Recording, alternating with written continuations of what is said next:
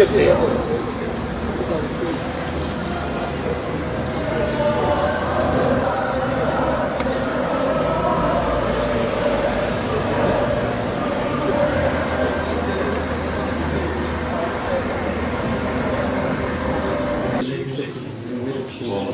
seçim süreci bizim hiç sorun sıkıntı olmadı. Bir ufak maddi hata dışında sorun işler elimizden geldiği kadar.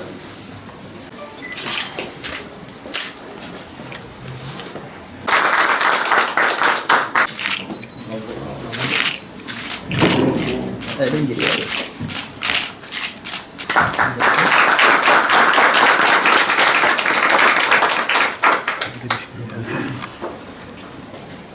Evet, haydi bismillah diyoruz. Vekillerimiz Vekiller asillerin hizmetinde Evet. inşallah. İnşallah hayır. Allah muvaffak etsin.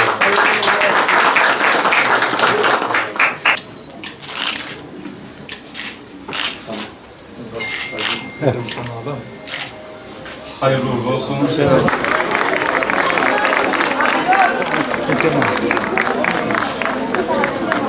Millete, memlekete hayırlı olsun. Rabbim hayırlı hizmetlerde bulunmayı bizlere nasip etsin. Önümüzde 5 yıl gibi bir süre var. İnşallah bu 5 yıllık süreyi dolu dolu geçireceğiz. Millete hizmetle geçireceğiz.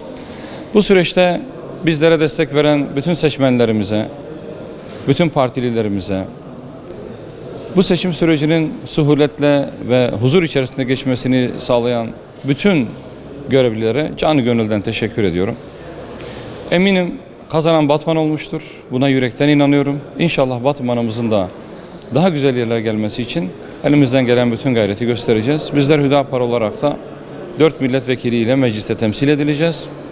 28. dönemde Hüdapar'ın siyaset anlayışının bütün Türkiye tarafından görülmesi bizim için çok büyük bir imkan. Bu imkanı en güzel şekilde inşallah değerlendireceğiz. Çok sağ olun, çok teşekkür ederim.